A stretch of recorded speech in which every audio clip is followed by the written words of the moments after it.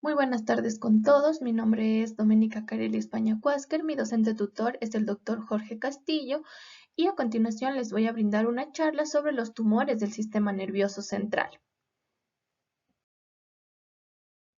Los objetivos de esta charla son clasificar los principales tumores del sistema nervioso central, definir la localización y extensión de las lesiones, identificar las características relevantes de los tumores.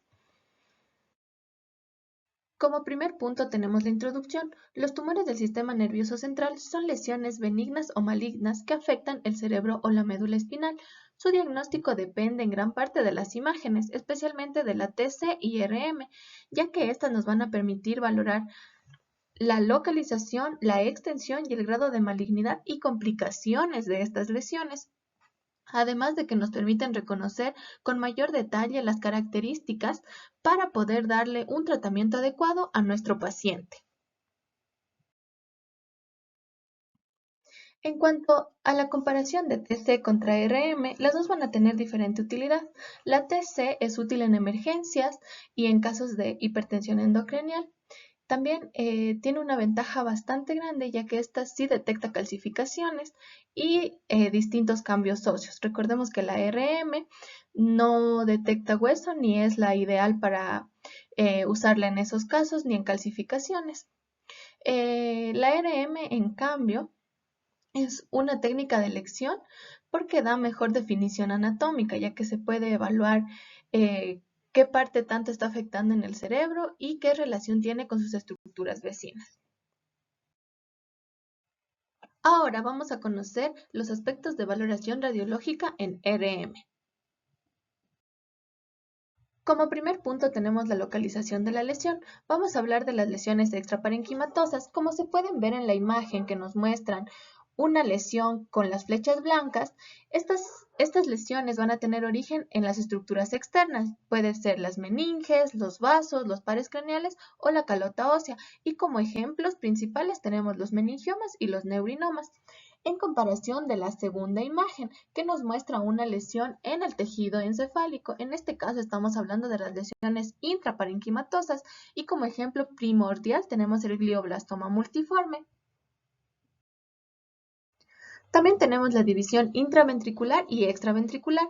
Recordemos que las intraventriculares van a provocar expansión de los ventrículos, como se puede observar en la imagen de este meningioma. También podemos observarlas con presencia de vasos del plexo coroideo que se dirigen hacia la lesión, mientras que las extraventriculares van a producir el desplazamiento y el colapso de las cavidades ventriculares. Las lesiones también se clasifican según su localización por encima o por debajo del tentorio, llamándose así supratentoriales o infratentoriales. En la imagen de aquí tenemos en color rojo las supratentoriales, que estas son más comunes en los adultos, mientras que las infratentoriales, que las tenemos en esta parte de color amarillo, como en la de la fosa posterior, son más comunes en los niños. Y ejemplo general de tumores que abarcan esta parte, sea supra o infratentorial, tenemos el meduloblastoma y el ependimoma. También hay tumores que van a ocupar todo este espacio y estos suelen llamarse tumores multicompartimentales. Y como ejemplo de este tenemos a los tumores epidermoides. En la imagen de al lado tenemos una RM en corte sagital y coronal. Estos nos muestran un tumor supratentorial, como podemos ver aquí, con una intensidad heterogénea que está ubicado en la región pineal.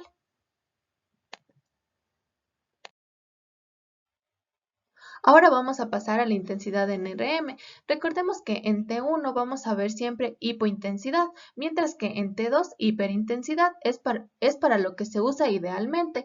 Sin embargo, hay casos en los que podemos ver una alta intensidad en T1, que esto puede deberse a si el tumor tiene grasa, como en el caso de los teratomas, los lipomas, los dermoides, o también si el tumor tiene presencia de melanina, como en el melanoma o los melanocitos. Y también se ha logrado ver una señal alta en T1 en hemorragia en estado subagudo.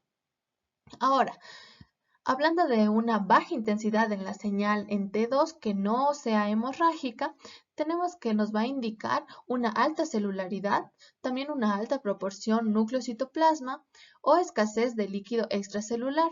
También nos puede indicar que este tejido está fibrosado. Como ejemplos principales de estos tenemos el meduloblastoma y el linfoma. Ahora, pasando al punto 3, que es el patrón de captación de contraste, tenemos que si una lesión no capta contraste, nos indica que tiene bajo grado de malignidad. En este caso tenemos los gliomas de bajo grado y los subependimomas. Y las lesiones que realzan, estas nos van a indicar principalmente que el tumor es altamente maligno, como en el caso de los astrocitomas anaplásicos y los glioblastomas. En la imagen de aquí tenemos una RM en T2 en un corte axial que nos muestra una masa hiperintensa que se extiende a través del cuerpo calloso y alrededor del ventrículo lateral izquierdo. El punto 4, vamos a hablar de las lesiones con contenido cálcico. Las calcificaciones en los tumores suelen verse como hipointensas en RM, ya sea en cualquier secuencia T1 o T2. Recordemos que esta no es la mejor técnica para evaluar hueso ni calcificaciones, pero la TC es la mejor técnica para destacarlas y detectarlas debido a su sensibilidad y especificidad. Ahora, en esta imagen tenemos como ejemplo un astrocitoma en una TC contrastada en un corte axial que nos muestra una masa interventricular en el área del foramen de Monro con realce de contraste y calcificaciones irregulares. Podemos ver igual una dilatación ventricular.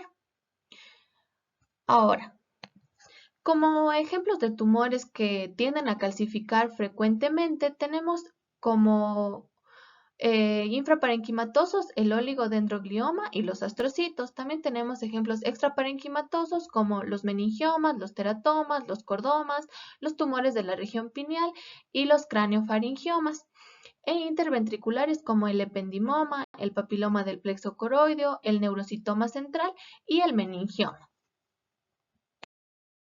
Tenemos las lesiones hipervasculares. Los tumores primarios con hemorragia habitualmente son los gliomas de alto grado, los oligodendrogliomas, los ependimomas y los teratomas.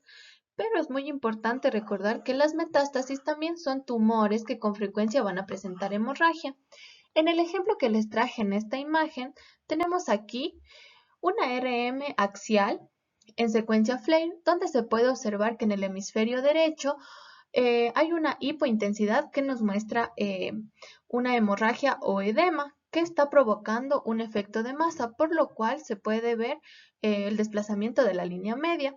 Pero esta es mejor visible en secuencia T2, donde la lesión muestra una hiperintensidad heterogénea y de igual manera se puede observar la presencia del edema. Estas imágenes eran compatibles con un glioma de alto grado, probablemente un glioblastoma. Vamos a pasar a hablar de los tumores intraparenquimatosos. Estos son los más comunes y el astrocitoma es el más frecuente en adultos y se clasifican según la Organización Mundial de la Salud en tumores difusos o localizados. El astrocitoma de bajo grado van a representar del 10 al 15% de todos los gliomas. Generalmente estos son supratentoriales y hemisféricos. Por lo tanto, se van a ver hipointensos en T1 e hiperintensos en T2 y FLAIR. Estos por lo general no captan contraste, por lo tanto no representan daño en la barrera hematoencefálica. Estos, a pesar de ser de bajo grado, pueden malignizarse o avanzar a un grado mayor. En la imagen que tenemos aquí, tenemos una RM en corte axial en frecuencia T2 y en FLAIR, donde se puede observar una masa frontal derecha mal definida que muestra una hiperintensidad que además comprime el asa frontal del lóbulo lateral derecho y que provoca un borramiento de la corteza cerebral.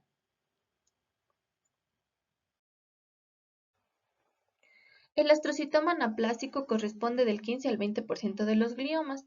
Este puede tener áreas quísticas o un realce anular poco definido, ya que este infiltra los tejidos. La mayoría de los casos tiene que no capta contraste, ya que estos se desarrollan en vasos maduros y mantienen la integridad de la barrera hematoencefálica. En la imagen de aquí tenemos una RM, tanto contrastada y normal. Ambas son en T1, donde se puede observar una masa occipital con realce heterogéneo y focos hemorrágicos centrales con afectación maligna del ventrículo. En la contrastada se puede observar mejor la delimitación de la lesión, mientras que en la T1 solo podemos observar, aparte de la hipointensidad de la lesión, una hipointensidad más leve, por así decirlo, que nos muestra una hemorragia. El glioblastoma multiforme es el tumor glial más frecuente en los adultos, representando de un 60-75% de los gliomas y de un 15 a un 20% de los tumores intracraneales. Las localizaciones más comunes de estos van a ser los lóbulos frontales y temporales, además de la afectación de los ganglios basales. Estos pueden cruzar el cuerpo calloso dándonos el signo de alas de mariposa. Sin embargo, en los niños también puede comprometer el tronco encefálico y el cerebelo. En la imagen de aquí tenemos una RM en T1, tanto coronal como axial. Ambas son contrastadas, muestran una masa heterogénea que cruza el cuerpo calloso hacia los lóbulos frontales, como se puede observar mejor en la axial, con un realce periférico. Es irregular y podemos observar que nos da el signo de alas de mariposa, que es característico y patognomónico de este tumor.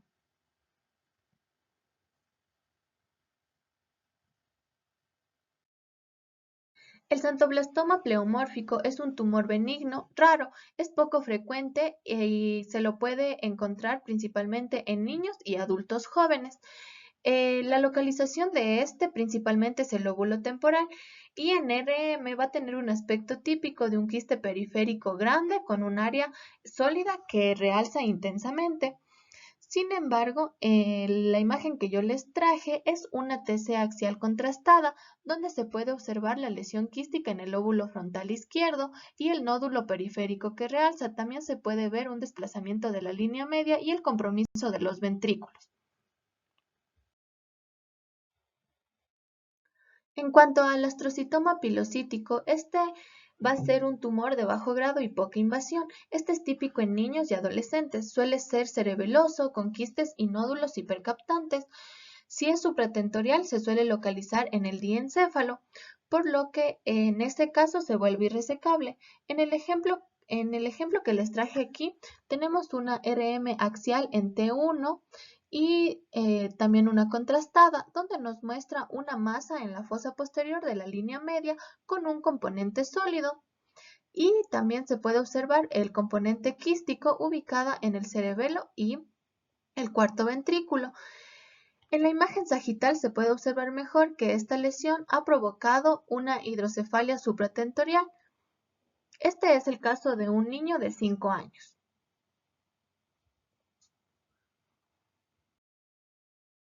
En cuanto a la gliomatosis cerebri, esta es la forma más difusa del glioma infiltrativo. Tiene una alta infiltración pero baja densidad tumoral y presenta la estructura cerebral isodensa o hipodensa en TC, pero preserva la estructura cerebral.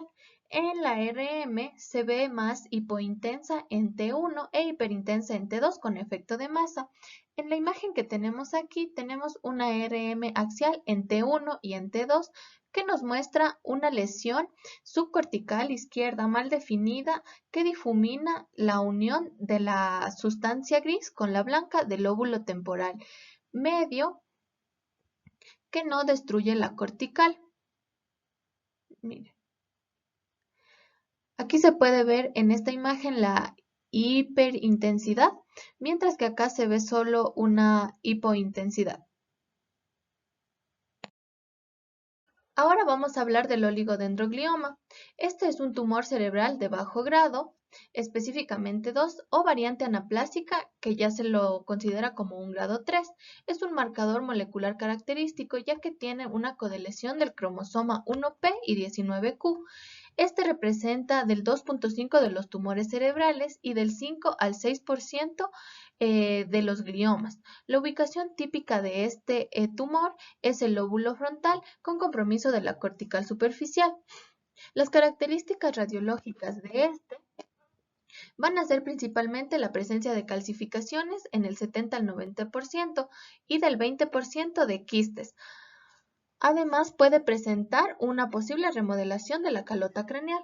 En la imagen que tenemos aquí, podemos observar una TC axial que nos muestra una masa en el lóbulo frontal izquierdo con calcificaciones giriformes y prominentes que se extiende hacia el cuerpo calloso. Además, comprime los ventrículos y se puede observar que también está desplazando la línea media.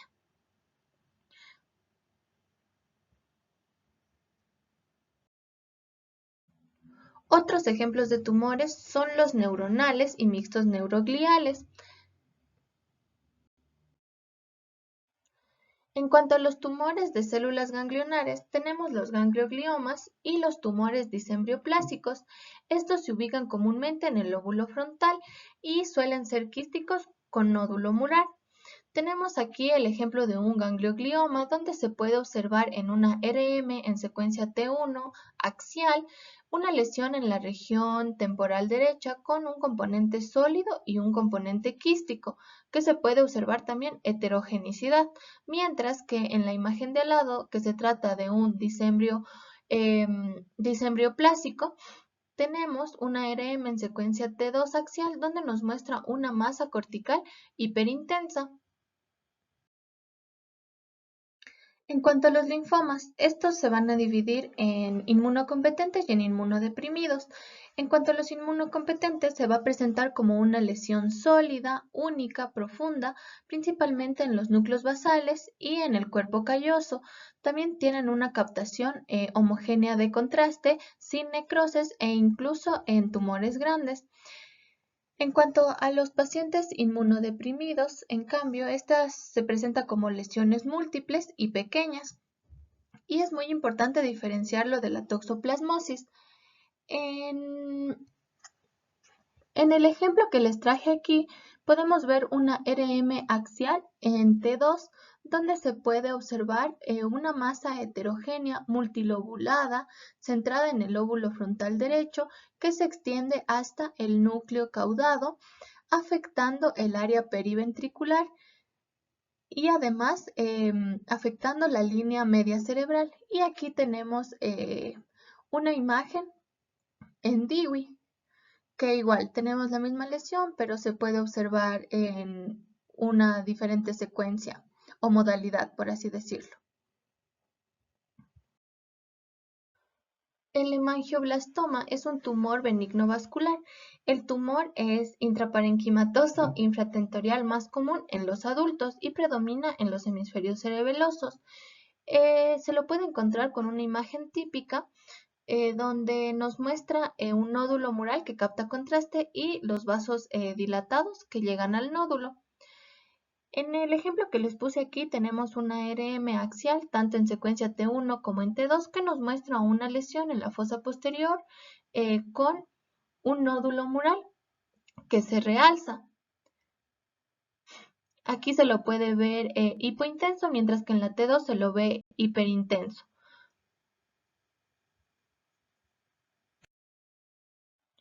En cuanto al meduloblastoma, este es un tumor maligno de la fosa posterior más frecuente en niños. Suele mostrar una alta celularidad con bordes bien definidos y realce homogéneo. Suele originarse en el vermis cerebeloso superior y cuando ocupa el cuarto ventrículo se disemina por el líquido cefalorraquídeo. En la imagen que tenemos aquí tenemos una TC axial que nos muestra una masa hiperdensa en la fosa posterior sobre el tronco encefálico y el cuarto ventrículo, que dilata el ventrículo lateral y el tercer ventrículo. Aquí se puede ver que este tiene los bordes bien definidos y el realce sí es homogéneo.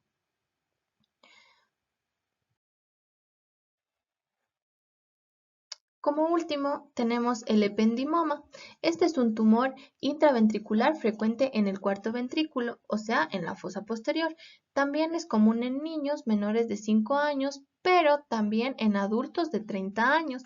El crecimiento se dice que tiene un crecimiento en candelabro, ya que se extiende por los recesos y agujeros de Magdel y Luschka. Puede presentar quistes, hemorragia y calcificaciones. Este también es el tumor de la fosa posterior que más se calcifica y la imagen suele ser heterogénea tanto en TC como en RM. En la imagen que tenemos aquí tenemos una RM en secuencia T1, tanto sagital como axial, que nos muestra una masa intraventricular que ocluye el foramen de Monro con agrandamiento de los ventrículos, que eso se puede observar mejor en la imagen de aquí, que se observa el agrandamiento de los ventrículos laterales y muestra también una señal heterogénea.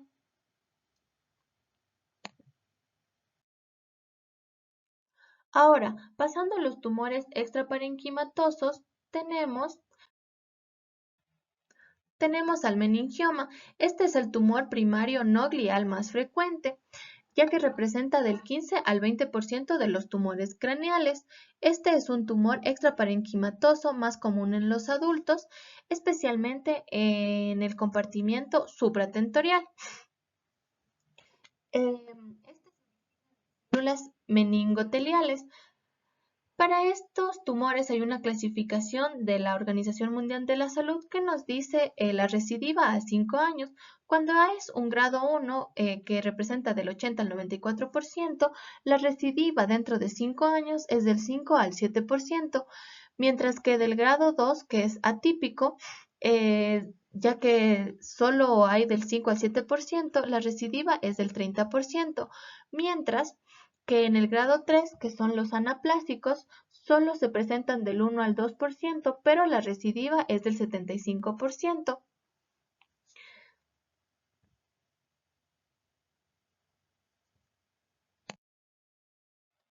Ahora vamos a ver las características en TC, ya que estos se muestran hiperdensos con calcificaciones, mientras que en RM se ven isointensos en T1 y una intensidad variable en T2. Además, captan contraste de forma intensa y homogénea. Estos suelen dar el signo de cola dural, que es el característico. Los márgenes son bien definidos y la base está en la dura madre. Si es típico o anaplásico, el realce es heterogéneo y hay un edema perilesional y márgenes polilobulados. En el ejemplo que les traje aquí tenemos una RM en T2 axial donde se muestra una lesión heterogénea parieto-occipital posterior derecha que desplaza lateralmente el lóbulo parietal y comprime el ventrículo lateral, evidenciando el desplazamiento de la línea media cerebral.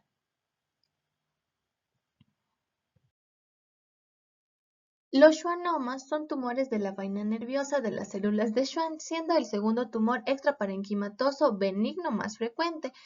Estos tienen una localización infratentorial, ya que afectan las ramas sensitivas de los nervios, especialmente la rama del vestibular, del trigémino y del facial. Aquí tenemos un ejemplo de un schwannoma, pero más adelante vamos a ver cada uno. Como primero tenemos el schwannoma vestibular. Este es un tumor benigno del octavo par. Este afecta principalmente su rama vestibular, ya que es la sensitiva, y se localiza en el ángulo pontocerebeloso. Si llegara a ser este tumor bilateral, ya estaríamos hablando o sugeriría una neurofibromatosis tipo 2. La RM en este caso es el estudio de elección, ya que puede observar mejor los pares craneales y además cuenta una modalidad en modo fiesta que mejora la detección de los pares craneales, ya que es específicamente usada para eso. Y cuando los tumores son muy grandes, pueden tomar la forma de reloj de arena. En cuanto a la imagen que les tengo aquí, Es una RM axial en T1 contrastada que nos muestra una masa extraaxial en el ángulo pontocerebeloso izquierdo con componentes quísticos que se extienden a través del conducto auditivo interno y este está realzado tras la administración de contraste. El schwannoma del trigémino puede extenderse por el foramen oval. Este tiene una forma característica en reloj de arena, lo que ayuda a diferenciarlo de otros tumores y puede tener componentes intra o extracraneales. En la imagen de aquí tenemos una RM axial en T1 normal y contrastada, donde se puede observar una masa heterogénea con componentes quísticos que ocupa la cavidad de Meckel y se extiende hacia la fosa posterior, que se realza tras la administración de contraste en esta imagen de aquí, ya que acá no se puede observar bien.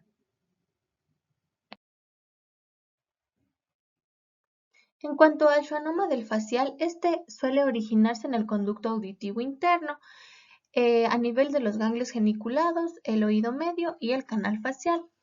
También suele observarse la dilatación del canal óseo por medio de la TC. En la imagen que tenemos aquí, tenemos una RM axial en T1 y en modalidad fiesta.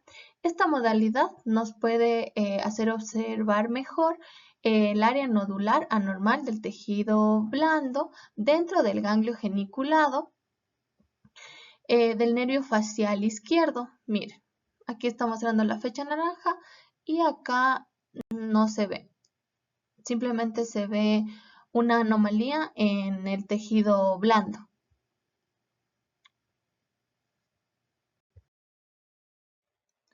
Ahora pasamos a los tumores intraventriculares. Aquí tenemos los tumores de los plexos coroides. Este es el más común y benigno. Es con mayor frecuencia afecta a los niños en el atrio del ventrículo lateral. Es una masa bien definida que tiene forma de coliflor y capta contraste intensamente, ya que tiene una morfología polilobulada. También suele asociarse con hidrocefalia por hiperproducción de líquido cefalorraquídeo. Aquí también tenemos que el papiloma atípico de grado 2 y el carcinoma del plexo coroideo de grado 3 son las variantes malignas invasoras. En la imagen que les traje aquí es una TC axial contrastada que está en fase arterial y nos muestra una enorme masa compuesta de tejido sólido realzado y quistes con agrandamiento del cráneo, como se puede observar aquí, y también pues provoca un desplazamiento de la línea media.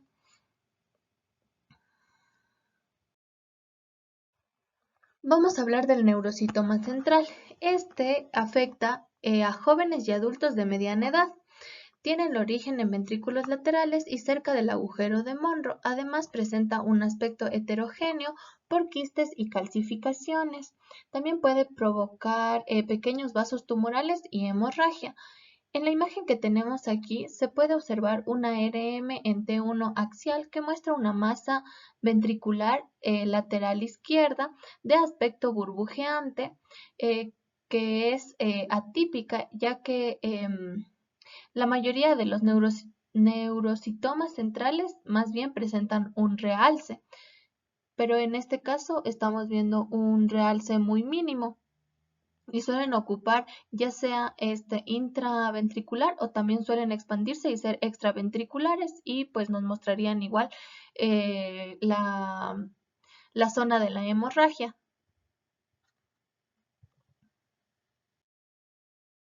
El subependimoma es un tumor benigno que suele afectar a personas de mediana edad y ancianos. La localización principal de este es el cuarto ventrículo en un 60%, pero también puede afectar los ventrículos laterales y el tercer ventrículo, presentando calcificaciones y áreas de degeneración quística. Este suele ser un hallazgo casual frecuente y se encuentra como una lesión parcialmente calcificada con microquistes, pero que no capta contraste. En la imagen que tenemos aquí tenemos una RM sagital en T2, donde se puede observar una lesión bien delimitada en el cuarto ventrículo. ventrículo que se ve hiperintensa, y aquí tenemos la vista de la misma lesión pero en una RM axial. El quiste coloide, a diferencia del anterior, este es más frecuente en el tercer ventrículo y se lo conoce como quiste coloidal.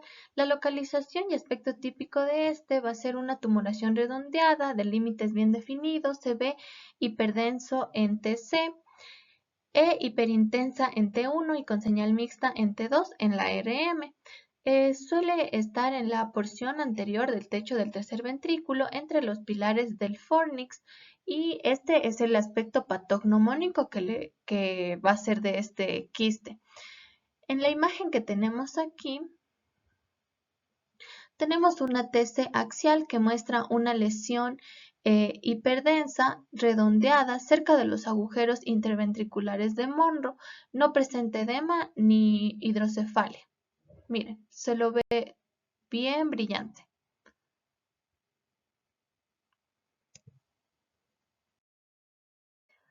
En cuanto a los tumores pineales, estos van a representar aproximadamente el 1% de los tumores cerebrales en los adultos, pero en niños su frecuencia va a ser mayor, representando el 10%. Estos van a ser principalmente tumores intracraneales. La localización principal de estos va a ser debajo del esplenio del cuerpo calloso, detrás del tercer ventrículo o encima del tectum mesencefálico.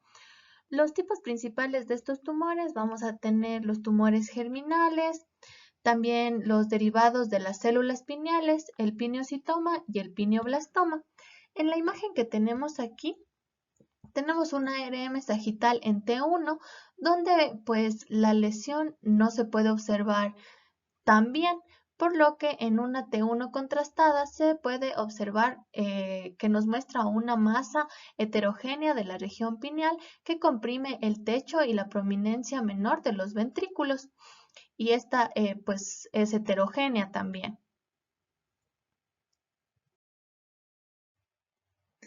Ahora vamos a pasar a los tumores quísticos de origen en el desarrollo. Tenemos el tumor epidermoide. Son lesiones quísticas de origen ectodérmico extraparenquimatosas. Crecen adaptándose a estructuras parenquimatosas por espacios preexistentes. Tienen un aspecto heterogéneo en RM por el contenido de descamación. Para estos tumores es importante implementar la secuencia de difusión, o también llamada DIWI, ya que estas son muy útiles para la distinción de baja señal, es decir, de las hiperintensidades en difusión, para poder diferenciarlas en quistes aracnoides. Para que se entienda mejor, les voy a explicar en esta imagen. Aquí tenemos una RM axial en T2, donde la flecha naranja nos está mostrando el espacio de la lesión. Sin embargo, no se puede delimitar bien dónde inicia o cómo está la lesión, por lo cual tenemos aquí la secuencia de difusión, donde nos muestra un quiste epidermoide. La masa se extiende hacia la línea media, que está envolviendo completamente la arteria basilar.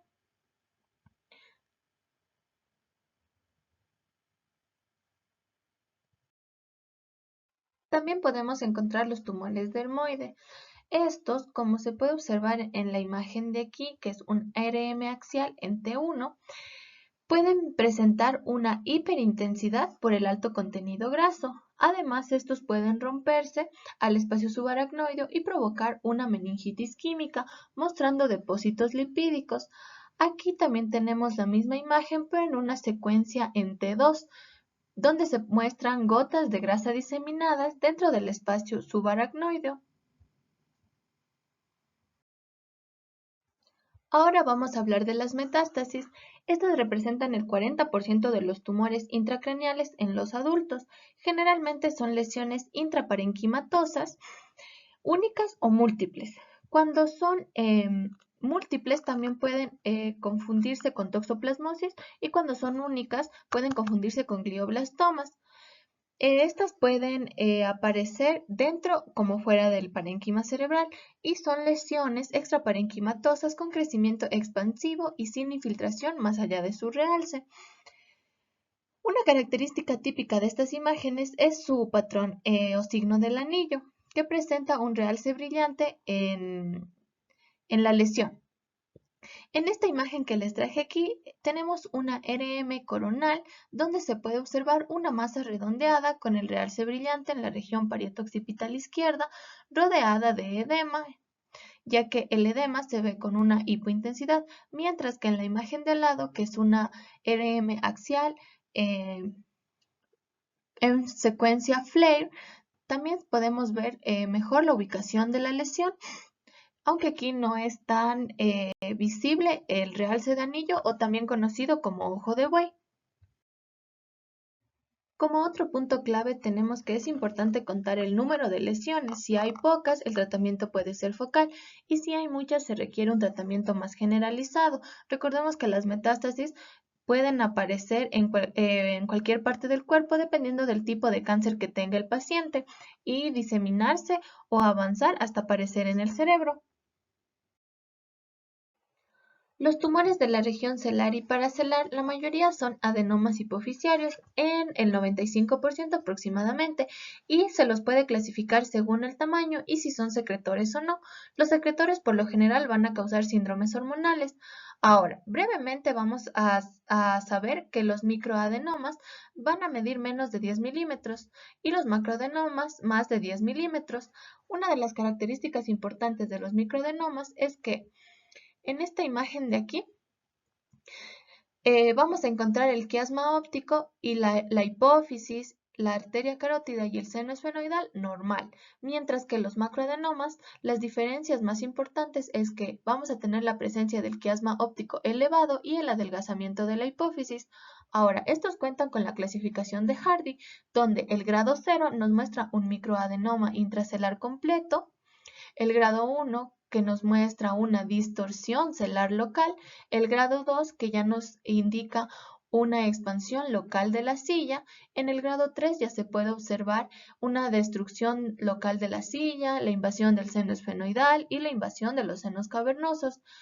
Y un tumor de grado 4 ya provoca una destrucción total celular. Ahora vamos a hablar del microadenoma hipoficiario. Como ya mencionamos anteriormente, estos suelen medir menos de 10 milímetros.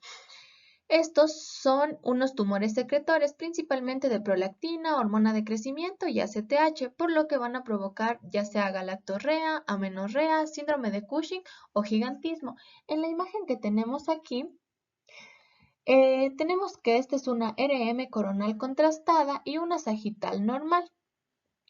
Sin embargo, en la RM coronal contrastada se muestra una deformidad en el lado izquierdo de la hipófisis con heterogenicidad y desviación del tallo hacia la derecha.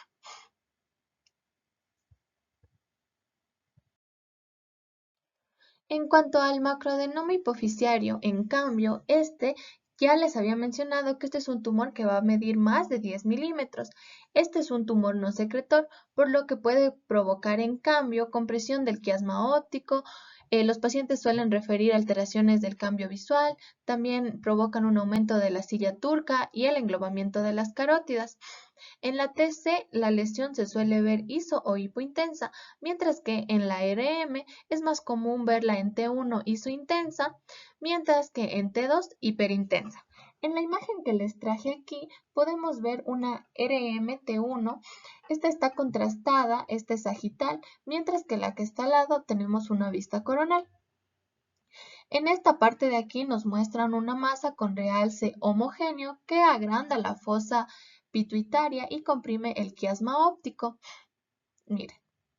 Y aquí tenemos en la vista coronal igualmente que estamos observando que está agrandando la fosa pituitaria.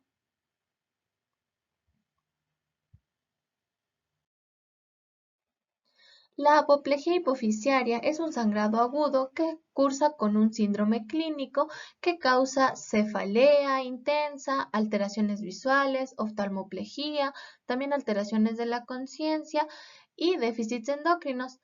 En TC esta puede verse hiperdensa, pero en RM depende del tiempo de evolución para verla hipo o hiperintensa. En la imagen que les traje, aquí tenemos una RM sagital en T1, esta está contrastada y también en una secuencia Flare. En la imagen sagital vamos a poder observar una masa ovoide en la fosa hipofisiaria con extensión notablemente supracelular. El quiasma óptico se encuentra notablemente comprimido por esta masa y se extiende hacia la cara superior de la masa. En la secuencia Flare podemos ver que esta masa presenta heterogenicidad, por lo cual podemos decir que se encuentra en diferente tiempo de evolución o que ya tuvo algún episodio antiguo y este es uno reciente. En cuanto al carcinoma hipoficiario y otros tumores, vamos a hablar principalmente del carcinoma. Este es raro y presenta del 0,1 al 0,2% de los tumores hipoficiarios.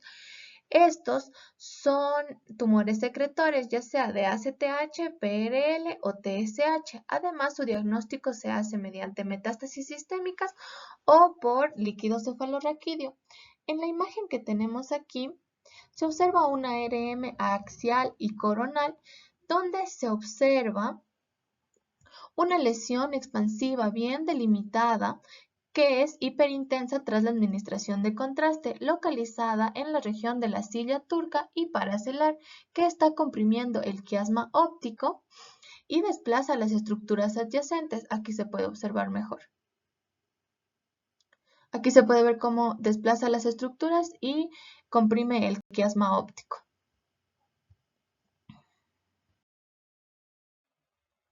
Como ejemplos de otros tumores tenemos el pituicitoma de grado 1, que este va a ser un tumor neurohipofisiario sólido que va a comprimir la vía óptica. También tenemos los tumores de células granulares, que estos pueden ser neurohipofisiarios e intra o supracelular. Y finalmente tenemos el oncocitoma, que tiene un origen adenohipofisiario. Igual puede ser una masa intra o supracelular con comportamiento infiltrante. En las imágenes que les traje aquí tenemos una RM sagital, coronal y axial, donde se puede observar una lesión supracelular centrada en la cisterna interpeduncular que provoca el desplazamiento del tercer ventrículo y la compresión de ambos hipotálamos, pero no se observa ninguna dilatación ventricular en ninguna de las otras vistas. Como penúltimo tema tenemos las metástasis a la hipófisis. Estos son bastante infrecuentes y solo representan el 5% de autopsias con cáncer conocido. Los tumores primarios más comunes son el de mama y el de pulmón y suelen afectar principalmente al tallo y el lóbulo posterior. Pueden parecerse a adenomas, sin embargo las metástasis tienden a crecer más rápido y a afectar a estructuras vecinas. En la imagen que tenemos aquí, la imagen A es una RM sagital que nos muestra un tumor hipofisiario con captación heterogénea de contraste que desplaza el quiasma óptico, mientras que la imagen B es una imagen de la misma lesión, pero en una vista coronal. Igual se puede observar aquí la heterogeneidad de la captación de contraste. Finalmente tenemos las técnicas avanzadas para el diagnóstico de los tumores cerebrales. Como primer punto tenemos la perfusión. Esta va a medir la vascularización y nos va a ayudar a diferenciar el grado tumoral. En esta imagen podemos observar, por así decirlo, todo el cerebro de color azul y las partes donde existe mayor vascularidad se pueden observar de color verde e incluso rojas. En cuanto a la difusión o DWI, esta va a evaluar la celularidad tumoral según las moléculas de agua y nos va a dar una hiperintensidad, como ya lo vimos anteriormente en algunos ejemplos. Y en cuanto a la tractografía, esta es más dinámica y colorida. Esta es útil para planificación quirúrgica y nos va a ayudar a detectar lo que son calcificaciones y hemorragias. Además, contamos con la espectroscopía por RM. Esta lo que va a hacer es medir los metabolitos cerebrales como el N-acetilaspartato, la colina y la creatina. En esta imagen tenemos un diagrama normal, por así decirlo. Y la alteración de estos factores nos puede mostrar ya sea un tumor de alto grado, la presencia de necrosis, meningiomas, abscesos, y nos ayuda a distinguir entre tumores y lesiones tumorales. Entonces, se escoge una parte de la lesión y se puede hacer la espectrografía. En este caso tenemos el ejemplo de este astocitroma anaplásico de grado 2, donde se puede observar la elevación de la colina, también la elevación del N-acetilaspartato y de la creatinina.